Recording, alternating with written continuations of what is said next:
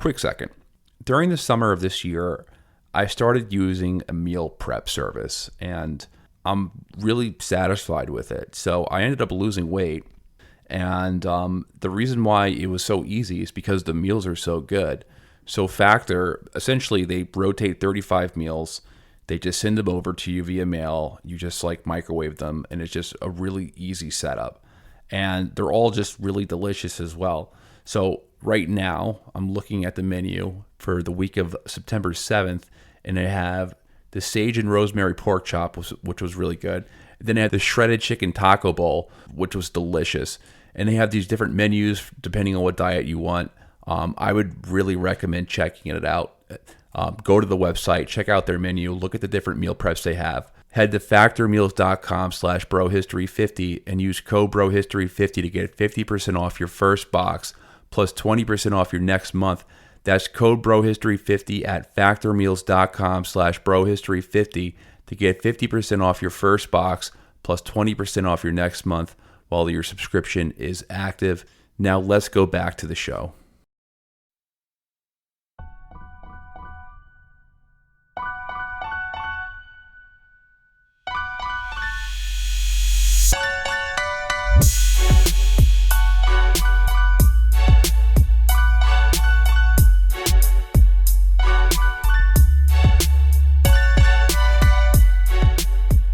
What's going on, guys? Welcome to another episode of Bro History. It's Henry Zamota and Danny Abdel-Jabbar. What's up, my friend? How are you? Chilling, man, as per usual. How about yourself? I'm doing pretty good. I have a question for you. What's that? How often do you think about the Roman Empire? Daily. Isn't that like the joke? Well, my wife asked me, and this trend was going on, like 6 months ago, a year ago? Something like that. Yeah. when I'm sure, people with wives or guys with wives and girlfriends were subjugated to this. When asked, I said, I think about it all the time. What do you want to know? And then I went into like a whole thing about I often find myself thinking about the late Republic. Some people compare the United States as Rome in the late Republic. It's either that or the Soviet Union. But what I find fascinating is actually the power conflict between Lucius Cornelius Felix, a.k.a. Sulla, and Gaius Marius, who used his dictatorial powers from dramatic and then he's like, wow, I really wish I didn't ask you that and didn't get into this trend. Yeah, she probably asked the wrong person this question. But yeah, I mean, I think about Rome all the time. How do you not? It's such a incredible civilization, and it has such an insane history. Yeah. I mean, it's touched basically everything we know, in one way or another. Have you ever been to Rome? I haven't. The most I've done in Italy is northern Italy in Südtirol or Torino. I haven't been in the south of Italy, so I can't tell you what it looks like. Well, you are missing out, and we'll get to that. But yeah, I was in Italy for my honeymoon. That's the only time that I've ever been. Mm-hmm. And Rome is awesome. Obviously, if you like to travel, you like historic cities. If you're into, here was like the constant theme that I saw in Rome. I saw like a dad and his like teenage daughter, and I saw like 20 of these. And dads and their teenage daughters. Yeah, and the dad's like super fascinated by everything, and he's like, "Oh, let's go over here." And then the daughter is like, "Dad, I just want to get something to eat." Like, "Dad, can we stop walking?" I saw about like 10 of those pairings while I was in Rome. But That's I mean, I hilarious. was the same way. Like, it's incredible, like seeing the Colosseum, all the old shit. Yeah. And all the old shit, to explain it crudely. But today is kind of going to be like it's going to be different from the usual topics we cover. We haven't really done an ancient history podcast in a long time. Mm-hmm. And let me tell you how this came about, like how I got interested in this topic.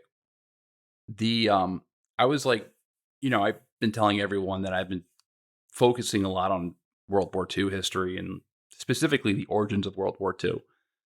And I've been looking a lot at what A.G.P. Taylor, one of the big World War II historians from the 60s and 70s, what he had called the German problem. And he didn't coin the term, but he definitely popularized it. And the German problem was basically when Germany unites from a bunch of confederated principalities into one state, it just completely throws the European balance system for a loop, and it causes all these other states to form alliances and um, eh, to pursue more aggressive foreign policies, and then you end up with World War One. I'm definitely summarizing it in a very crude Oh way, yeah. but that's the kind of like the basic premise of it. When Germany unites, it creates problems. So what I was interested in doing was that I wanted to explore the German problem from its ancient roots, and I ended up going all the way back to, usually when people talk about the German problem, they start around like Charlemagne Yep. and like the rise and fall of the Holy Roman Empire and how it split into multiple kingdoms or Mm-hmm. states. And then, after that, Germany is basically just a bunch of principalities, and it's kind of trampled on by other powers, at least these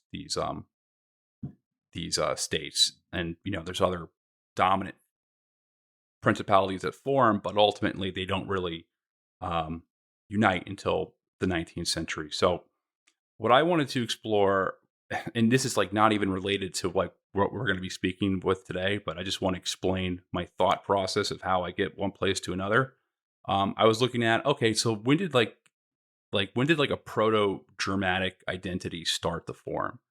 Mm. And I was like, maybe we should explore how Rome's relationship with the Germanic tribes of the north, because Rome constantly had problems subjugating the Germanic tribes. Like eventually, their frontier, expanded to its limit in Germania. Like there were some parts of Germania that was part of Rome, but other parts, further north in the frontier did not become part of Rome. So I always found that interesting. And of course, these tribal chieftains, they band together. Not they don't band together, but during the fall of the empire, basically these tribal chieftains became the actual real powers in the Roman Empire, and they started to Mm-hmm. rule Rome from afar. So Right. they were excluded from like the Senate, and but they controlled Rome through these puppet dictators, and this eventually leads to the collapse of society essentially.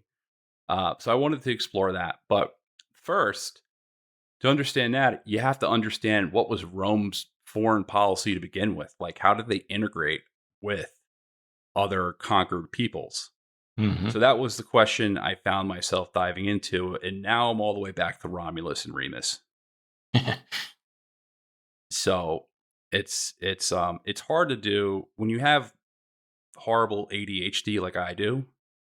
It's hard to concentrate on one thing and to stay focused, and you find yourself falling down all these rabbit holes. But Well, I this is want to bro talk history, about so I mean, our yeah 90% of our show is rabbit holes. So, yeah. so people who are So listening to this for a while know. I wrote something. So we set it up a Substack, and I wrote something in it that kind of does an Hmm. overview of Rome's policy on barbarians. It's like a 5-minute read, and it's just kind of like a brief overview of how Rome would work with foreign tribes and how the failure in that policy eventually led to their collapse. But I'm going to be concentrating not on the north, you know, the tribes outside of Italy, more so inside. But I kind of want to lay the groundwork of like what is a barbarian in Right. ancient times, and it's from ancient Greece. So in ancient Greece, all non-Greek races, and they consider them races, were called barbarians. Even if were from a respectable civilization like the Phoenicians or Egyptians, you were a barbarian. You were a foreigner or an outsider. And the word barbarian It comes from a derogatory intimidation of foreign dialects. So Right. anyone who didn't speak Greek just sounded like they were saying bar, bar, bar. I think a Right. lot of people know that story. Mm-hmm. We actually have a recording. So this recording was put together by a team of about 300 historians from the University of Cambridge, and they wanted to capture what foreign dialects sounded like, back in the 5th century BCE. So they took all the recorded languages and they put them into this AI simulator, and it kind of spread out like what those languages sounded like. So Right. we're gonna play it because it's really fascinating. All right. Let's play it from the beginning and we'll listen through. Es war einmal in einem kleinen Städtchen, da lebte ein Mädchen namens Barbara. Und diese Barbara war im ganzen Land für ihren abartig guten Rhabarberkuchen bekannt. Ja, man konnte sagen, dass Barbaras Rhabarberkuchen ohne Wenn und Aber gar eine geradezu magische Erfahrung war. Abracadabra, ja, dieser Kuchen war geradezu bombastisch. Und die Nachfrage danach erstarkte drastisch. Barbara eröffnete noch im selben Jahr eine Bar und nannte sie Barbaras Rhabarberbar. In der Stadt gab So this es auch came out of the Department of Ancient Studies at Cambridge University that deals with the classical period of Greece. So they actually went back and they took all the recorded text that they could find.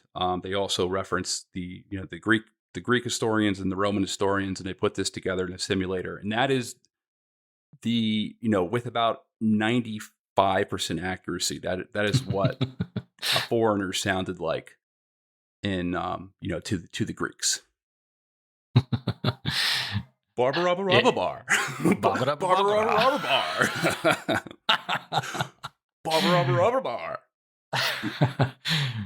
In all seriousness, this is a viral video song, TikTok trend, whatever you want to call it. It came out like late 2013, and it's by a group, Bodo Vartke, a guy named Bodo Vartke, featuring Marty Fisher, and it's basically one of the many German tongue twisters, and it's the absurd story of Barbara, her barbarian friends, their barber, the eponymous bar, and all of Barbara's unbelievable tasty rhubarb pie. And when you say that in English, it actually sounds pretty bar as well. But that song is really catchy, and definitely recommend you listen to it if you haven't already. I'll be honest. I'm definitely like an American Anglican chauvinist, where that's like basic what all foreign dialects sound to me. So that's what the ancient Greeks were That's what they were hearing talking when about. when they spoke to foreigners. But all right, with all seriousness, so barbarian, it wasn't just a linguistic category. It was anyone who fell outside of Greek society, meaning people who were not part of the structure of the polis, the city-state. It was also a pejorative that, one Greek would call another Greek when they were acting like barbarians. It was like a slur.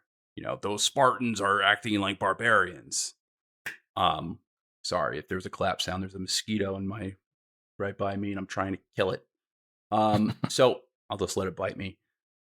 So,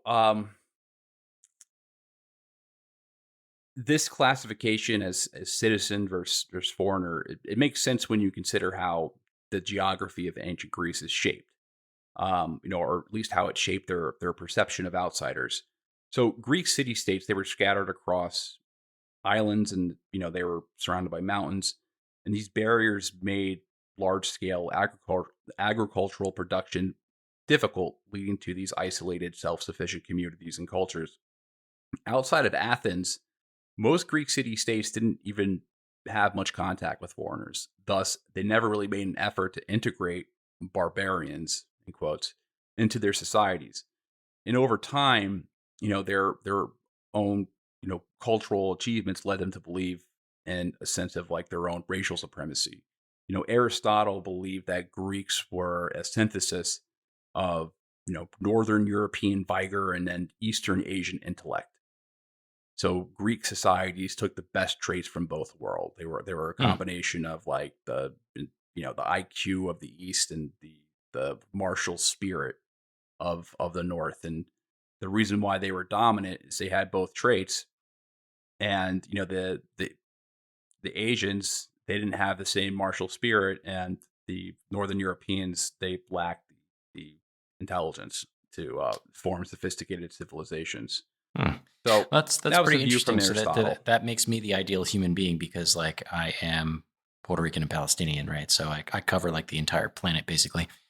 Like if you trace my roots, it's probably on 4 or 5 different continents. So does that mean I'm either the best or the worst, right? According to the Greeks, I guess I'd be the best. You're kind of like that. You're like a future demographic in like 50 years or 100 years when there's no more white people and everyone's the same shade of same color. Everyone's gonna look like me, man. That's what you. Everyone's gonna Yeah. look like you. Mm-hmm. That's okay. I So look great. we're all gonna be Danny Abdel-Jabbars. Yeah.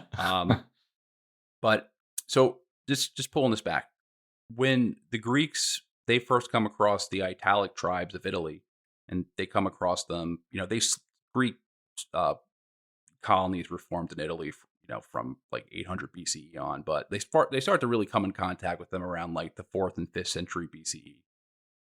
So when they come across the Italians, the Italian tribes, who are the forebears of Roman society, they too were called barbarians. Mm-hmm. And Italic communities at this time, they were organized around kinship ties rather than a centralized city states, or at least most societies. There were some sophisticated city states, but for the most part, Italy was just a bunch of warring tribes that would fight each other for turf. Right. And the reason why Italy was like this is because of the geography. So in Italy, you have the Apennine Mountains. They divide the country into isolated regions, leading to the formation of these different tribes, such as the Latins, the Etruscans, the Sabines, the Samnites. And then for centuries, these tribes were in conflict with one another. This dynamic of, quote unquote, living in this like hostile neighborhood, it forces Rome to adopt this pragmatic approach to dealing with outsiders.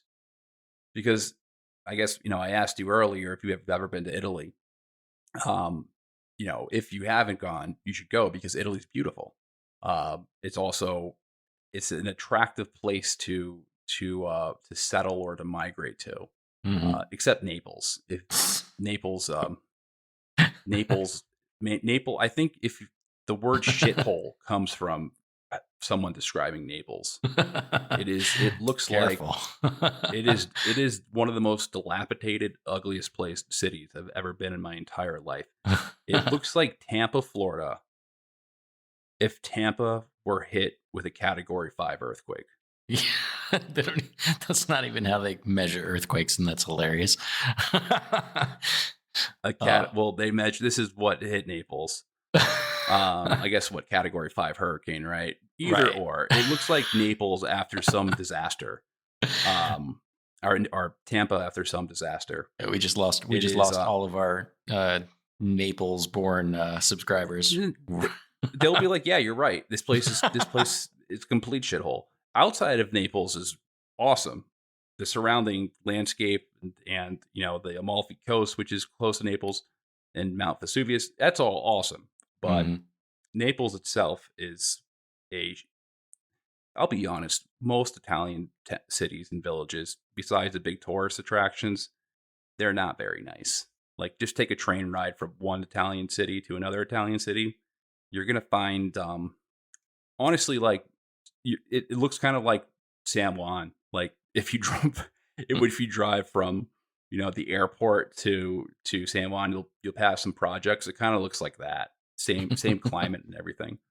Hey, you're pissing everybody off now. Why don't you stop? Not to offend my Italian listeners, or Puerto Ricans for that matter, or Puerto Ricans. All right, so whatever. I think they'll have a good laugh. So, to the point I was making, Italy's nice. It attracts a lot of migrants. A lot of people come through the Alps to settle there, and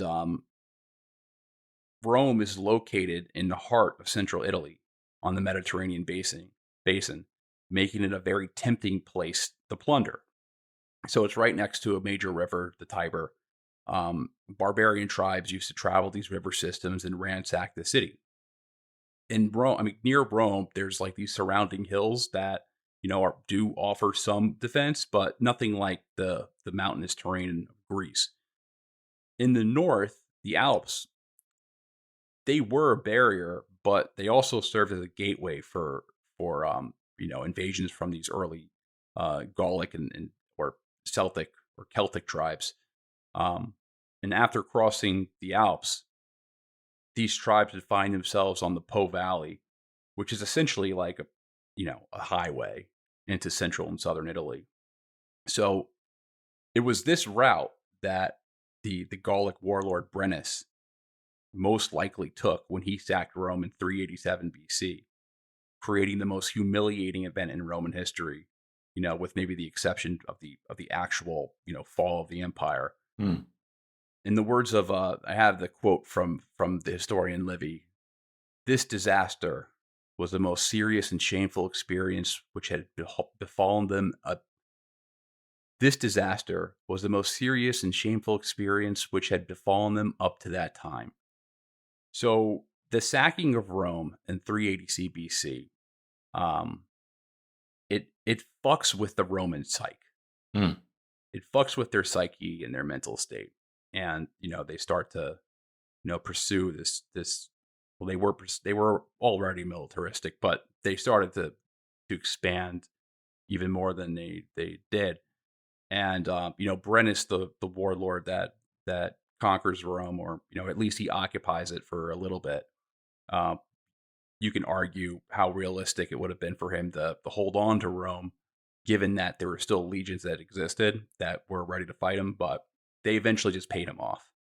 So Brennus leaves. They give him his ransom, and then he goes on to pursue other barbarian opportunities. Yeah, other barbarian opportunities. So, but you're saying, like, okay, Italy historically and arguably to today is super beautiful place. Like, when did people started migrating to Italy, and not like the barbarians, but like the like when did they start going there? So Indo-European tribes migrated to Italy around the second millennium BCE.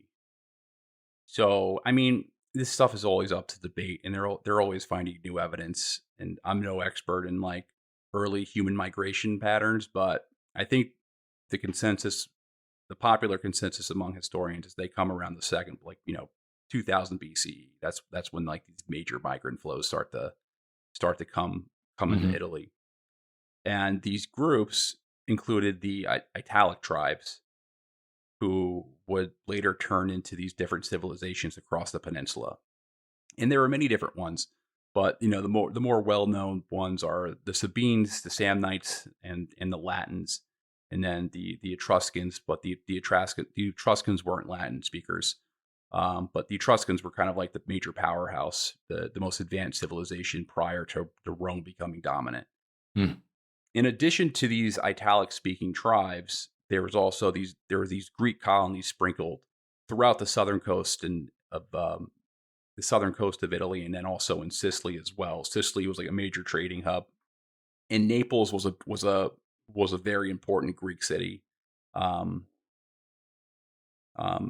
city Polis actually means new city in Greek. Oh, so that's why it sucks so much. It's a Greek city, right? I guess why. I mean, when I was walking around Naples, I was like, man, a bunch of these people look like, a bunch of these guys look like fucking gangsters. Like everything is broken. There's graffiti everywhere. Maybe I was just in a bad part of town, because some people have told me that I should stay there. I've just visited for a day, and I didn't stay much longer. Because I was staying in Sorrento, which is like 30 minutes away from, 30 minutes away from Naples. But I digress. So to take this back to the origin story of Rome. So Rome was allegedly founded in 753 BCE by Romulus. And Romulus is about as real as King Arthur. Okay. And The story is, he founded Rome after killing his twin brother Remus. He was raised by wolves. Do you want to hear something fucked up Sure, always. about Roman mythology? So, according to legend, the city was primarily populated by men. And these men were outlaws and fugitives and adventurers. They were riffraff. So it was this rough city. And Romulus realized that Rome, not having any women, would not be able to sustain itself. All right, so it was a sausage fest. It was a giant sausage fest. The problem was the neighboring tribes, in particular the Sabines, refused to allow their daughters to marry Romans. I don't blame him. So in response, this is the story. Romulus has this big party. He invites all the neighboring tribes, including the Sabines, to this festival to honor one of their many gods. I forget which one. Okay. And at this festival, Romulus gives his signal. Think of Game of Thrones Red Wedding. And he gives a signal, and then all the Romans come out and they kidnap all the women. The fuck? They kidnap specifically the Sabine young women. Okay. And in popular history, this event is called the rape of the Sabine women. That is that is the title of the event. And so what happens is that these women were forcibly taken back to Rome. And they were forced to marry the men, and they became the mothers of Roman children. It kind of makes the legend, the story of Helen of Troy sound tame. And there's some other weird stories in Roman history. There's a story from the Punic War of this Roman legion that lands on this island, and instead of fighting, they decide to just ransack the island and kill all the men and marry all the women. And then by just marry, stay there. You mean like rape, right? Because they weren't doing just willingly. Kill. Just act like a bunch of cavemen and kill all the men, and then take in their family and start families with the remaining women. Jesus. And then it was a problem where the Romans had to go after them for insubordination. It's this weird story out of the Punic War. I think it may have been the island of Syracuse. I might be getting my history wrong.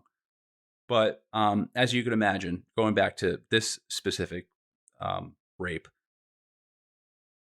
this starts a war. However, when the war reaches its climax, the Sabine women, having grown to love their Roman husbands, rush between the fighting armies, pleading with their fathers and brothers on one side and their new husbands on the other to stop fighting. They didn't want to see their new husbands and the the fathers of their children killed, but they couldn't see, their own fathers and brothers and cousins slaughtered. So this intervention leads to peace. And the Sabine king agreed to co-rule Rome with Romulus. And the Sabines became part of Roman society. Tell me the story wasn't invented by a man without telling me the story was invented by a man. Like, that's some bullshit. That shit did not happen. Well, of course it was invented by a man. It was the story was invented 3,000 years ago. Or not 3,000 years ago, but 2,500 years ago. No, it's just like, that's some bullshit. That's like some of the biblical stories. What's that one biblical story where it's like the guy has two young daughters and I forget this guy's name. He has like two young daughters, and one day, according to this story, the daughters were getting him like drunk, and then they raped him in a cave, and then they got pregnant or something like that. And then he didn't get in trouble because he was drunk and they raped him. When the actual story is probably he was raping his daughters, which is fucked up, right? So it's just the way that they wrote this, or the way that they tell this story smells like some bullshit to me. I don't think that's the way it went down. How many stories about Zeus turning into an animal to rape somebody? Yeah, he's a fucking serial rapist. Yeah, it's fucked like up. all these guys were like raping women, and not just raping women, but they were like turning into like bulls and stuff and rape, like just fucked up stuff.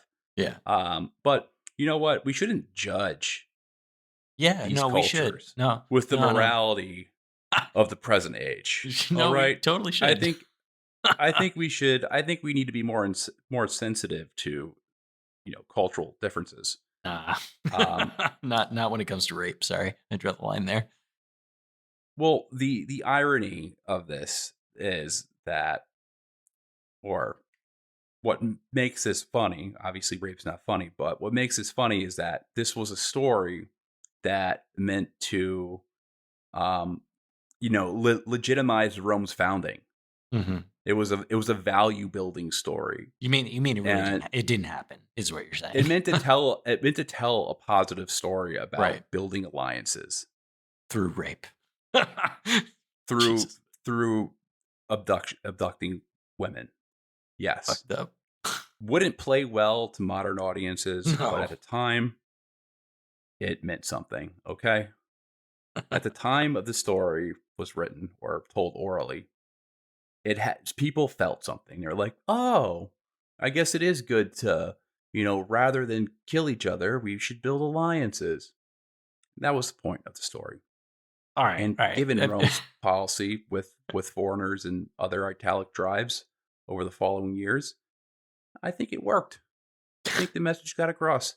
All right. Well, Um, enough with the bullshit story. What's the actual history around the founding of Rome, or at least so far as we know? all right, so there's no definitive answer to Rome's historical founding, but there are a few key theories. So I'm not really up to date with like the archaeological evidence and all that type of stuff because they're frequently finding new things.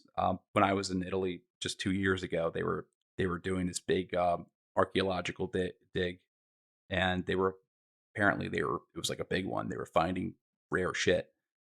But it's not 100% clear. But there's like theories that are commonly accepted. So T.J. Cornell, who's like a big Roman historian, he basically says that Rome wasn't founded by a single individual or a single group for that matter. It was just kind of like a confederation of villages that were next to each other, and these various tribes they banded together and they formed a more urbanized area around the 8th century BCE. And that's it's not as an exciting story as Romulus and Remus and this abduction story of women, but I mean that's probably what happened. Mm. Another theory is there's other theories as well. So John Hall, which is like another big ancient historian or classical historian, he said that the Romans came from the Etruscans, and the Etruscans were like the hegemony before the Roman Empire or the Roman Republic developed into the primary power of Italy.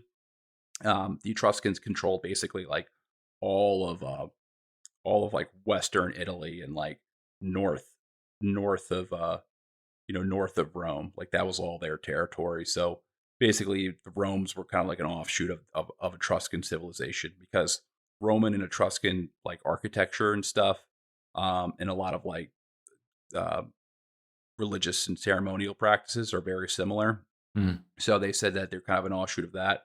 Most likely, the scenario, what I think, is that there was a gradual merging of different tribal settlements, and they took influence to the neighboring Etruscans and then the Greek colonies that were nearby as well, Mm-hmm. and that's how the state developed. Because there were Greeks coming and going as well, bringing like Greek political ideas there. And Rome's location on the Tiber River gave it access to the Mediterranean Sea, allowing it to become this central trading hub and allowing them to also just allowing them to contact other civilizations or other civilizations, sending people there. So that is the most likely story now, or the most likely scenario, or the most likely history. Rome was a kingdom first before becoming a republic. So the city was ruled by a series of different kings from different tribes. And the last king, the Etruscans were typically, they had a lot of Roman king, because Rome's a place, So a Mm-hmm. lot of times there would be an Etruscan king. And this, the last king of Rome was this tyrannical Etruscan king. And he alienated the noble class. The alleged, here's another story, and these come from the ancient historians, but here's the legend. So, um, It feels really good to be productive, but a lot of the time it's easier said than done, especially when you need to make time to learn about productivity so you can actually, be productive. But you can start your morning off right and be ready to get stuff done in just a few minutes with the Inc. Productivity Tip of the Day podcast. You'll hear advice on everything from how to build confidence to how to get the best night's sleep. New episodes drop every weekday, and each one is 5 minutes or less, so you only have to listen a little to get a lot more out of your weekdays. Listen and subscribe to Inc. Productivity Tip of the Day wherever you get your podcasts. That's Inc. Productivity Tip of the Day wherever you get your podcasts. Want to learn how you can make smarter decisions with your money? Well, I've got the podcast for you. I'm Sean Piles, and I host NerdWallet's Smart Money Podcast. On our show, we help listeners like you make the most of your finances. I sit down with NerdWallet's team of nerds, personal finance experts in credit cards, banking, investing, and more. We answer your real-world money questions and break down the latest personal finance news. The nerds will give you the clarity you need by cutting through the clutter and misinformation in today's world of personal finance. We don't promote get-rich-quick schemes or hype unrealistic side hustles. Instead, we offer practical knowledge that you can apply in your everyday life. You'll learn about strategies to help you build your wealth, invest wisely, shop for financial products, and plan for major life events. And you'll walk away with the confidence you need to ensure that your money is always working as hard as you are. So turn to the nerds to answer your real-world money questions and get insights that can help you make the smartest financial decisions for your life. Listen to NerdWallet's Smart Money Podcast wherever you get your podcasts. the king, his name was Lucius Tarquinius Superbus. He kidnapped a powerful noble's wife. Yeah, Superbus. Superbus. I think it's Superbus. Whatever. Superbus it is. I like that. Let's do it. Superbus. He kidnapped a powerful noble's wife. Oh, par for the course. And raped her. Yeah. Well, it wasn't actually him. It was his son. So the prince.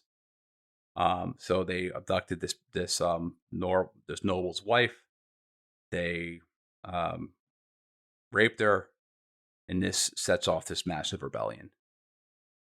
And according to the story, and again, this is another legend, most of our accounts from this era come from Livius, the Titus Livius, and then Polybius. Livius was, he provides most of the historical narrative, and Polybius explains a lot of how Roman institutions worked. But back to the story. So this woman's name was Lucretia. She was a noblewoman known for her virtue. She's raped by Sextus Tarquinius, the son of the last Etruscan king. And after this event, she's overcome with shame. And this shame, when she confesses this or tells her family what happened, this shame leads to her suicide. So the suicide fuels this revolt that's led by Lucius Junius Brutus. And Brutus is a very famous name in Rome. And her husband, Lucius Tarquinius Collatinus, which will ultimately overthrow the monarchy. And one of the reasons why these names are important, because a lot of the families that go on to control Rome after the monarchy is overthrown, they actually are really the levers of power within the Roman state. So early Rome is dominated by 30 great families. And I'm not going to go through all the families, but why not? I'm kidding. The ones that people are probably heard of, they've looked into this, are the Valeri, the the Fabii, the Fabians, which are probably the most famous one, the Claudi, the Papyri, the Junis, which Brunus comes from. These 30 great families, the patriarchs of these families were basically were the Roman Senate. And Rome's political system was a blend of these formal institutions and informal patron-client networks. So going back to the start of the Republic, which starts at 509 BC, Roman citizens were classified into two orders: patricians and then plebeians. The patricians represented the elite class, the nobles, whose ancestors had held high offices of state and priesthood, and they alone at the time at the founding of Rome, they were the only ones who had the right to hold. Is this where the word patriarch comes from, by the way? Patrician? Yes. Interesting. I'm making that up, but it sounds right. Yeah, let's go with that. I like that. I'm pretty sure. I just assumed it did. I never actually confirmed that. It sounds right. But a lot of these terms. So plebs. Mm-hmm. I Plebeian. mean, pleb is something that you call plebs, like the uneducated masses is what we call plebs today, right? Mm-hmm. That comes from the plebeians, the plebeian stat. Actually, our Patreon memberships, one of them was the lowest membership was called plebeian, I think. Yeah. So the plebeians, they're the common man. So the farmers, the artisans, the merchants, they did not have the right to have political offices, but they had the right to vote for their own representation, the tribune of the plebs. The tribune of the plebs. And tribunes had the power to veto actions of the Senate. In addition, and these are things that made Roman society unique, is that the plebs, let me pull this back. Roman society was unique because there was like social mobility within it. So plebs could marry upward. They could marry into noble families. And eventually, not immediately, but I think around like 300 BCE or so, plebs could even be elected into the consul position. And then, they would also receive, spoils of war and things like that, slaves and stuff. So Rome is a society which allows for upward mobility. And what's interesting is that by the time of the Punic War, so 260 BCE, most of the Roman aristocracy was not of the original patrician elite. So it was like very fluid, almost like, what our society is, how our society is today. Like there was like new money coming in, so there was, the middle class was, eventually could become billionaires. So you could move up through society through merit, and they generally basically, like, if you were to marry the Jeff Bezos of Rome, you could also become an elite. That's what you're saying. Yeah, if you were a successful artisan or something, or if you had a big estate or proved yourself in war, you had a chance to marry into like a noble family. Yeah, I guess what's important to point out is that all of this is relative, right? So there's probably ridiculous amounts of inequality in this time period, but the idea that's unique and different was that, caste systems traditionally around the world, and especially in the ancient world, if you're born into a caste, you live and die in that caste, and there's not really a whole lot that you could do about that, with very limited exceptions. Whereas Rome, at least there was this option, right? Like you might have some upward mobility, and comparatively that was huge, for the ancient world.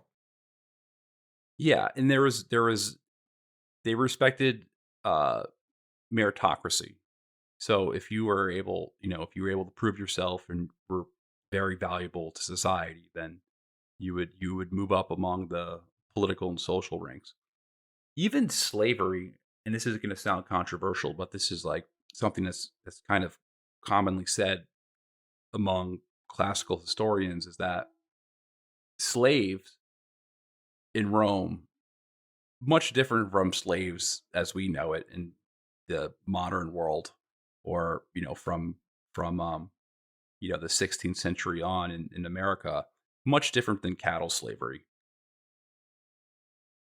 Roman slaves would often be freed and then granted full citizenship. And historians go as far to say that the institution of slavery was actually a mechanism that was used to assimilate people in the Roman society before granting them citizenship. Now, there's a spectrum. If you're a slave to a noble and you're basically like handling his affairs and his personal assistant and, do things on his behalf, that's the type of slave that would be, granted citizenship. If you Right. were a slave and you were in a salt mine, then most likely you would die very young and had a horrible life. Right. So there was obviously a spectrum, but But again, there was the upward unique part about mobility. this is that it's uniquely different from, slavery that we think of today. And then there was opportunities for this. I can't believe I'm making a case for this was okay. It wasn't okay. It was still bad. Slavery's still bad. But it's interesting that you say that some historians are saying that they use this as a way to like force assimilate people into the Roman society before they become citizens. I mean, if you look at like contemporary examples, I mean, it's kind of like, that weird in between green card status that a lot of like people in America have, right? Like they're not quite citizens, and you have to go through all these bells and whistles and jump through all these hoops in order to become a citizen. So I guess that's not too alien a concept, except even those people have rights, and I'm not really certain what the rights of slaves in Rome were. Probably not very much. Well, the point is, it varied, and if you had a good master, then there was a chance that you could break the bonds or break the chains of slavery and be integrated into be a respected citizen of Rome. These types of slaves probably had it better off than a serf who lived in the Russian Empire in the 1800s. So Interesting. it's just, there's different ways that you can look at it. Now, the way that Roman government was structured, so there was two key assemblies. There was the Centuriate Assembly, and then there was the Tribal Assembly. The Centuriate Assembly was based on the Roman army structure. Those members were landowners, and it elected high officials of the state. The Tribal Assembly was based on residents. So citizens were registered in one of 35 tribes or large districts, and this assembly voted on legislation. Okay, so like the Senate and the House, basically. Yeah, exactly. So in addition, these assemblies were they had various levels of elected magistrates, and these magistrates were restricted by rules such as their age. You couldn't be, there was an age limit. I think you had to be over 40. It might be 40 or 45. Class. There was different rules about who could be and who couldn't be, and then there was also rules to prevent the concentration of power. So there was term limits. Oh wow! So you couldn't the Romans go on. had term limits. We should learn a thing or two about that. Yeah, they had term limits.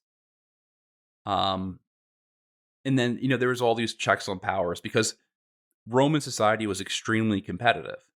So everyone was paranoid that people would be assembling power and trying to overtake one another. So they had these checks and balance systems to prevent one man or one person from becoming too powerful. From time to time, when in states of emergency, the Romans would elect a dictator, but that dictatorship came with a term limit. So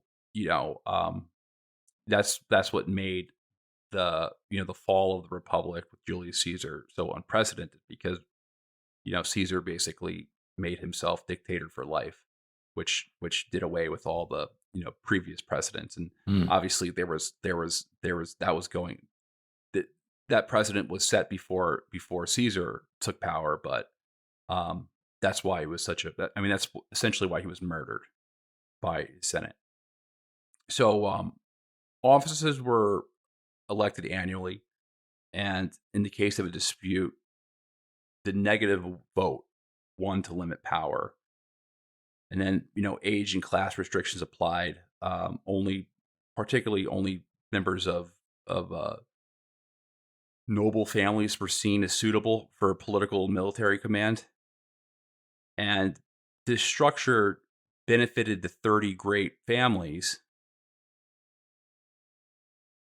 providing them with opportunities to hold office and gain wealth and, increase their influence.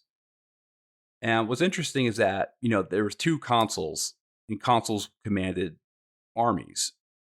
And often they would command the same army together, and they would alternate, leadership. They would, because they didn't want one consul become, it's like electing 2 presidents to check each other. But these presidents would happen to be military commanders. So this would actually lead sometimes to difficult situations on the battlefield, which was the case of the Battle of Cannae, when allegedly 80,000 legionnaires were encircled by Hannibal and slaughtered over the course of a day. Like a situation of too many cooks in the kitchen, kind of. Yeah, too many cooks in the just like two generals not acting, not agreeing, right? With not acting as one and just doing their own thing. Mm-hmm. So the real political institution that had the power was the Senate. The Senate became the key institution. It was former magistrates, and they acted as the republic's, advisory body through its influence. And, magistrates were cautious in proposing radical changes because they aspired a place in the Senate. So the Senate dominates the state during Rome's, expansionist years.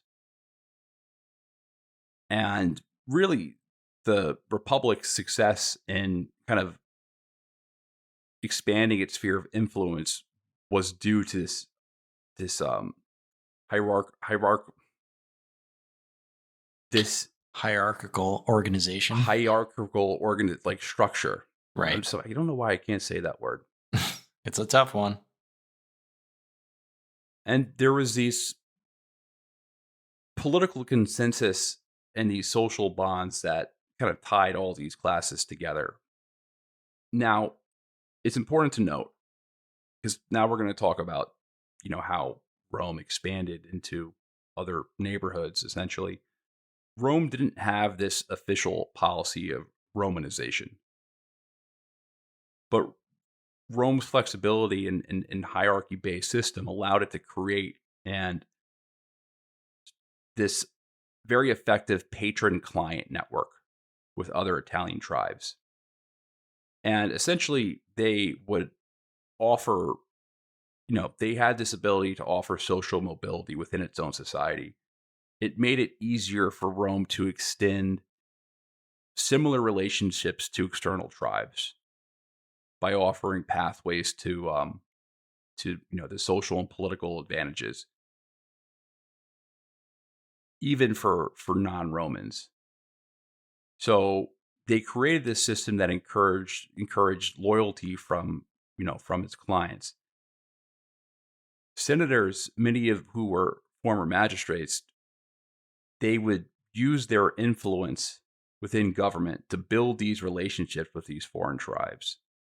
So these local tribal leaders, or even cities, like these local city-states or just societies in general, they could align themselves with powerful Roman senators, effectively ensuring their political survival. The Italian tribes and they were called Italian allies, who supported Rome, they had the same they received the spoils of war as well. Thus, these foreign communities, and when I say foreign, I'm still talking about the Italic tribes and the Etruscans, the other people who inhabited Italy. There was this tangible benefit in maintaining their client status. So through this system, this patron system, this goes, and I'm talking about the years of the early and middle republic, so 509 to 264 BCE. Rome unites Italy into a confederation. They control about 65% of the Italian peninsula. And, this population is divided into four major legal categories. So Roman citizens without franchise. So basically citizens without the right to vote, and then Latins, and then Italian allies. So that's how, people are divided across this Roman, NATO, essentially. It's like Roman NATO in Italy. Let me see if I could break this down, because you said a lot of really interesting stuff. So basically, Rome sets up this really interesting style of government, right? Where they encourage upward social mobility within certain parameters. And that gives all of the Roman people kind of a lot of incentive to, work their way up, right? And guarantee kind of getting all the spoils of war and all the benefits of being involved in the government. Then they take that same model and they start offering it to their neighbors, right? The other Italic tribes, all the other peoples that were on the Italian peninsula. And they're like, hey, you guys can also get cut in on this stuff. We're doing great things over here. And some of those tribes would, make friends with these people in high up places in the Roman government, because they get a lot of benefit out of it, right? They get a lot of probably trade and different spoils of war, and they also guarantee that they won't get invaded or something crazy.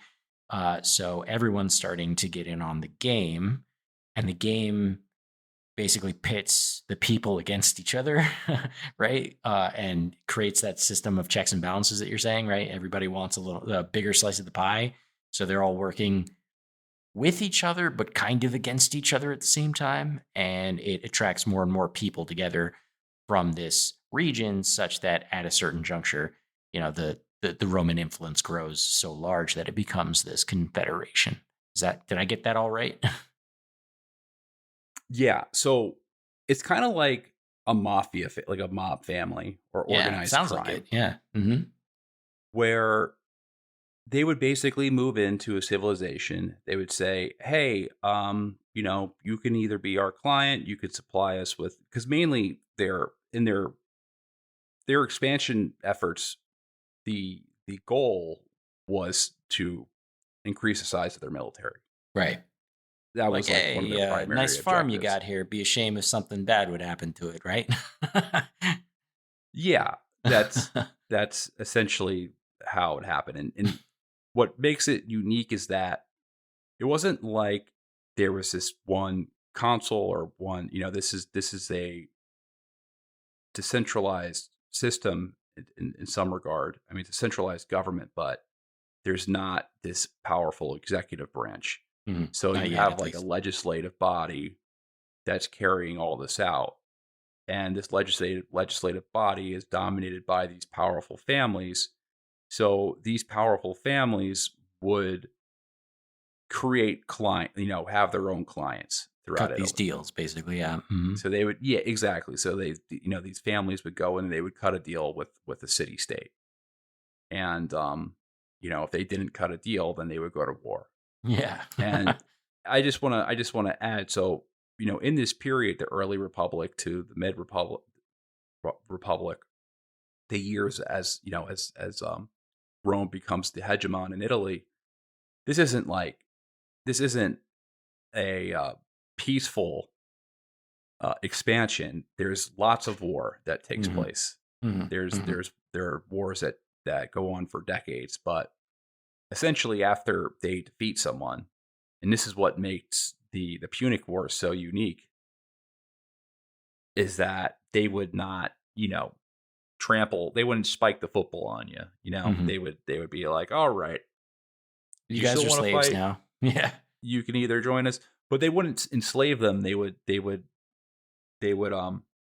basically they would work with their leadership.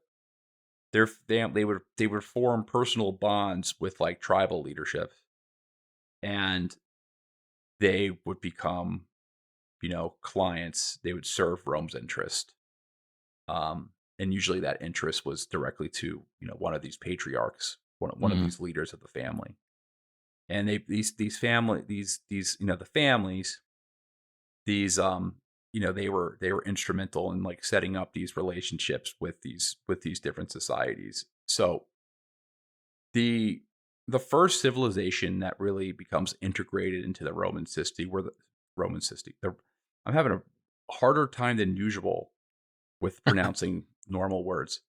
We're doing The an first episode civilization, about ancient Rome. There's going to be a lot of weird words, but civilization. I mean, I'm talking about the basics right now. Yeah.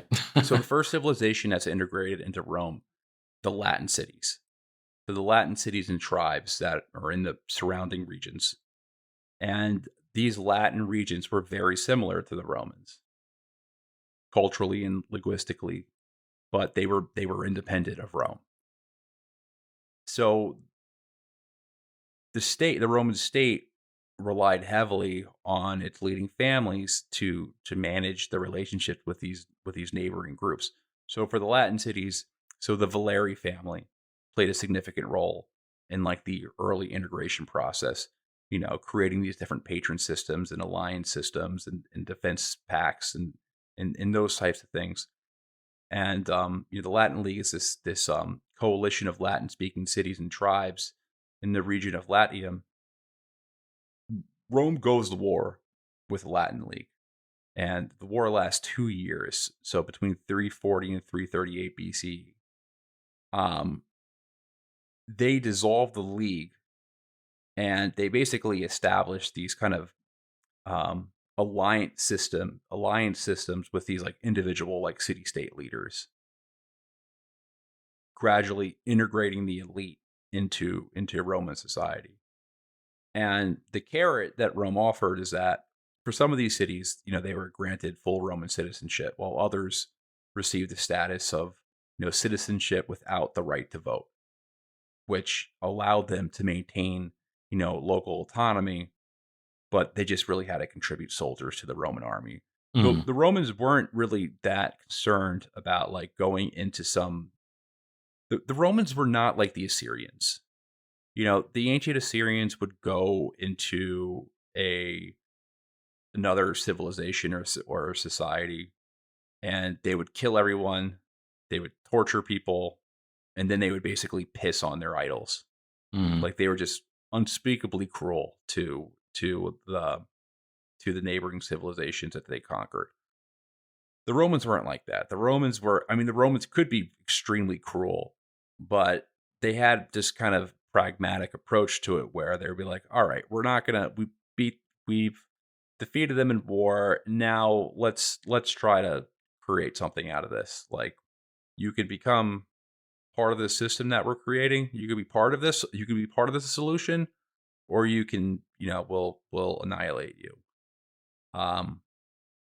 So I mean, they're in that regard, they were closer to like, how the Persians acted. Mhm. But they were, they were mainly interested in manpower. Right. So procuring the manpower of these different city states and different Specifically, tribes to military fight in their manpower, army. right? Yeah, military manpower. Hmm. So the Latin League is the first to be integrated. Then the Etruscans. So the Etruscans, they previously dominated Italy. They were conquered and integrated into the Roman system. They were clients to the Fabii family. And all these like classical history people are going to be listening to this and being like, man, you suck at pronouncing all this. Well, here's the thing. I don't sit around and talk about Rome to other people. So when I'm reading things, I just read it in my head and it comes out of my mouth. Yeah, But I'm whatever not it used sounds to like it. pronouncing Yeah. a lot of Mhm. these words. Yeah. And I've also have as our audience knows, a speech impediment. A real one. I do actually have one. So a similar approach was used with the Sabines. So they were a tribe that lived in the central Apennine region. That they were the clients of the Cloudy family, who were originally of Sabine origin. Now, the hardest society for the Romans to conquer and integrate were the Samnites, and the Samnites basically they were Rome's mortal enemies during the age of the early to mid Republic. So the Romans had to fight them for about 50 years before they capitulated. So they fought 3 wars with them before they became an Italian ally. And they actually didn't. They're one of the few tribes or few groups that actually betrays Rome when Hannibal invades. They side with Hannibal after the Battle of Cannae during the Second Punic War, because they're like, I guess Rome's not that tough after all. Maybe we'll see what we can pick up and become the new dominant political class here when Hannibal sacks Rome, because that was a real possibility. There was a real possibility that Hannibal was going to succeed. For sure. I mean, dude was fielding elephants, so yeah. Well, I mean, they couldn't. There wasn't a single commander that they could field in Italy that could take him on. Like they just had to avoid him, and they had to avoid for 10 years. They just had to basically flee from him and just run into cities, because it was just he just outclassed everyone in a strategic sense. I mean, eventually they lose the war, but they lose the war just because like Carthage is like, fuck, this guy's gone renegade. We can't support him. So Hannibal did all this stuff on his own without the support of his state, which makes it even crazier. But I digress. So I guess to end this, because we're going to end around the start of the First Punic War. In 264 BC, when Rome goes to war with Carthage for the first time, the majority of those serving in the army were not Roman citizens. A Roman legion typically had around 4,000 to 5,000 infantry, supported by 300 cavalry. During the First Punic War, Rome raised multiple legions every year. And in the time of crisis or large-scale operations, Rome could field armies, with 4 to 6 legions at once. Jesus. So in total, Rome likely fielded between like 80,000 to 100,000 soldiers at different points during the First Punic War. And what the Punic Wars do is that since there is this external threat, it creates this bond between Italians to fight the outside threat. And in turn, it kind of creates this like proto-Italian identity among, not just Rome, but its Italian allies as well. Sure. And it sets the foundation, because I don't want to skip too ahead, because I think the Punic Wars deserve their own episodes, because I find the Punic Wars like the most fascinating story in ancient history. The generation that comes after the Punic Wars is basically like our World War II generation, like the greatest generation. This is the generation that kind of turns Rome. It's basically like World War II. Like it's equivalent to like the United States in World War II. Like what comes of Rome after the Punic Wars is that they're not just the Italian hegemony, they're the Mediterranean hegemony. Right. Because again, just 100 years before, roughly 100 years prior to the First Punic War, Rome was conquered by like a crude warlord.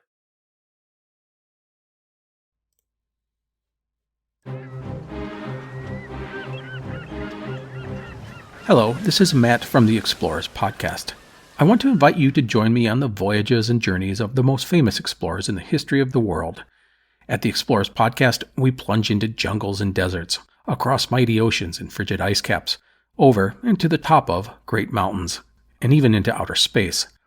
These are the thrilling and captivating stories of Magellan, Shackleton, Lewis and Clark, and so many other famous and not so famous adventurers from throughout history. So come give us a listen. We'd love to have you. Go to explorerspodcast.com or just look us up on your podcast app. That's the Explorers Podcast.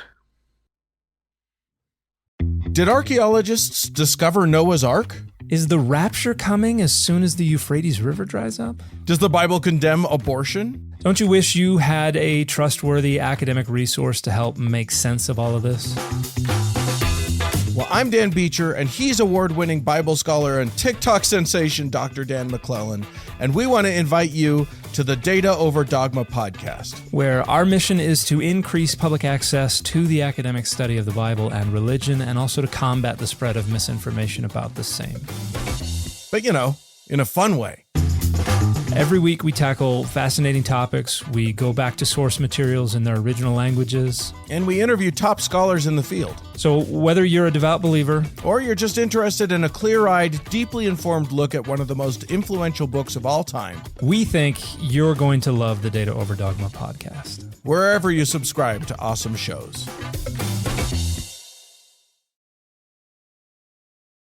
So, you know, Huge turnaround. Yeah, it's a huge turnaround. So with that, I think I'll end this, and we will follow up this episode. It won't be a direct follow up because this fucking shit takes an enormous amount of research to put together. Yeah. But gradually, you know, I think doing a follow up on the Punic Wars and even like the social wars, which happened after the Punic Wars. The social wars is a civil war that breaks out between the Italian allies. That is one of the bloodiest wars in Roman history. I think doing episodes on those would be really interesting. But let us know what you think. Is there anything that you would like to add? Or actually, no, there was something I did want to add before we conclude this. The Roman history part of it. The modern comparisons.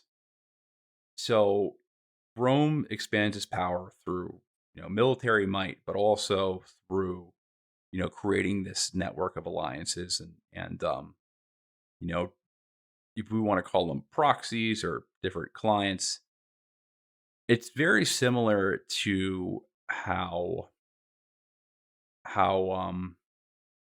you know, like how Iran has its different allies.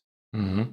And the example I want to use is that one of the reasons why the Israelis killed Soleimani, Hassan Soleimani, is that they knew, and the Israelis go after these guys, all these guys in Iran, in the Iranian military. They go after the guys. I thought we killed Salami. The U.S. did, but it was the Israelis who did it. It was due to Israeli political pressure. Mm. The reason why the Israelis go after these guys like Soleimani is they go after guys who manage their patron network.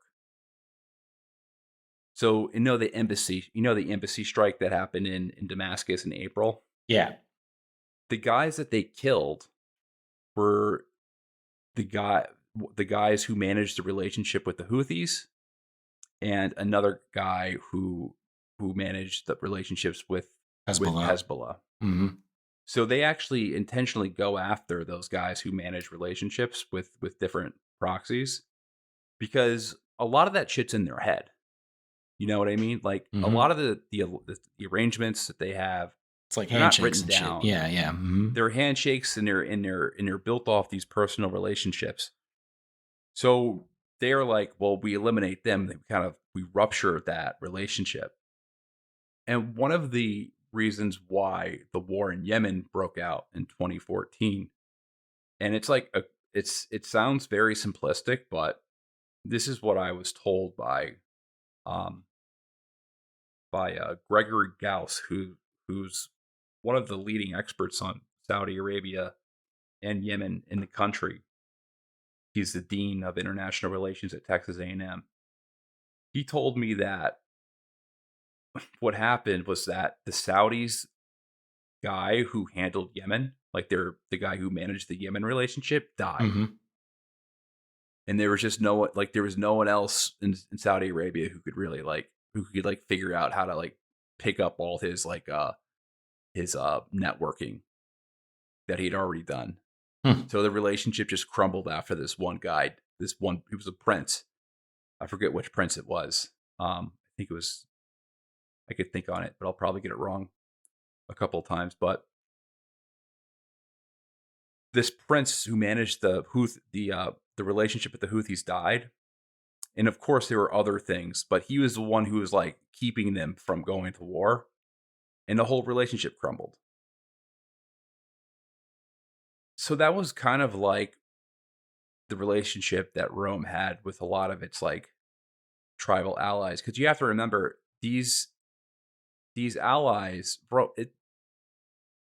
It's hard to tell a clean history of this because there's so much war and there's so many periods of peace and there's so many periods of wars that it's really difficult to have this start. This is where the story begins. This is where they go to war. This is where Rome wins. It's the history is way more complex. It's they went to war, then they settled on some things, and they had a relationship with this person. This guy was brought into the fold. This guy Somebody died. dies. The relationship Yeah, soured. exactly. Mm-hmm. This guy did that. The relationship soured. They went to war. One of their neighbors had a problem with this person, so they went to war on behalf of their neighbor, who they valued more. It's extremely complex to describe the specifics, and you have to remember that we're basing this off just a handful of ancient historians who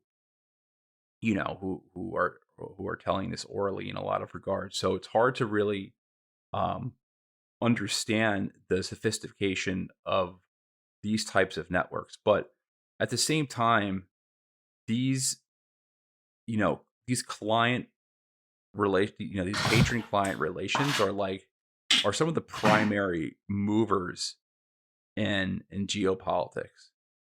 Who handles the relationship with that group? These personal relationships that form between these leaders. If something goes wrong within that relationship, it could lead to some really violent outcomes. Mm-hmm. So there was an ultimate point to this, and I think that's what I was trying to get to. But I was wondering if you had any thoughts on that. I mean, it like a lot of the topics that we cover, we tend to want to go down all of the little rabbit holes, right? And I mean, when we were doing just the World War I series, we did 5 or 6 episodes of all of them were based on how did World War I start, right? We could potentially do the same thing for the Punic Wars, we could probably do several episodes from different angles on how does this all come together? So it's a difficult topic, but it's definitely very interesting. Well, think about even just modern World War I. How many relationships were broken when Bismarck died? Mm-hmm. Or when Bismarck not only died, when he was removed from his position, when he was fired. A lot of policy changed instantly. Basically, the relationship that Germany had with Russia was completely got fucked up after Bismarck was removed, because then the general staff that starts driving German foreign policy afterwards was extremely hawkish on Russia. So there is this whole policy shift that created this antagonistic relationship that leads into World War. One of the reasons why the war happened, among dozens of other reasons. But you can also use this if you look at World War II. Joseph Podolsky of Poland he wanted to invade Germany when Hitler took power. He was the Poles were asking France to join them on a preemptive strike against Hitler in 1934, right after Hitler was elected. However, the following years, Podolsky in Germany actually had a pretty good they didn't have a bad relationship. When Podolsky died, that's actually when the relationship between Germany and Poland goes into the shitter. Mm-hmm. So it's like, there's so much. Personal relationships really drive global affairs in many regards. And I think it's an underrated aspect when you're talking about great power politics. Yeah, I agree. But I guess we'll end with that. Yeah. So thanks everyone for listening to another episode of Bro History. You can rate and review the podcast. That is the number one way to support our show. And also, we are starting a Substack, or we did start a Substack, where we will be publishing interesting stuff. So we'll put the link to that Substack. It's Substack at Bro History. And we're just starting it, so there's not much on it yet. But there's one article that I wrote about a similar topic, but it deals with Rome's policy. Like I said in the beginning of the episodes, Rome's like policy from a greater holistic view. So it goes over Roman policy over essentially like a 500, 1,000 or 800 year period. But subscribe to it. Check it out. Danny, is there anything you'd like to add? Keep talking to us on the YouTubes. I'm responding pretty frequently, so if you want to engage with us more directly, that's a great place to do it. All right. Peace, guys. Peace.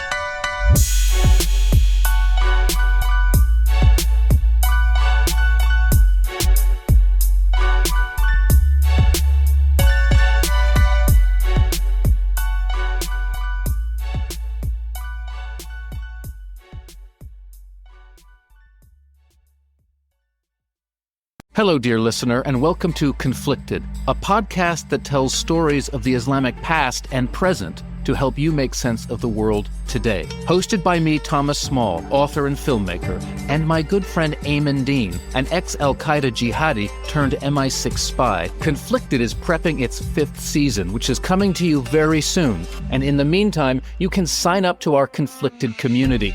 Subscribe to Conflicted wherever you get your podcasts.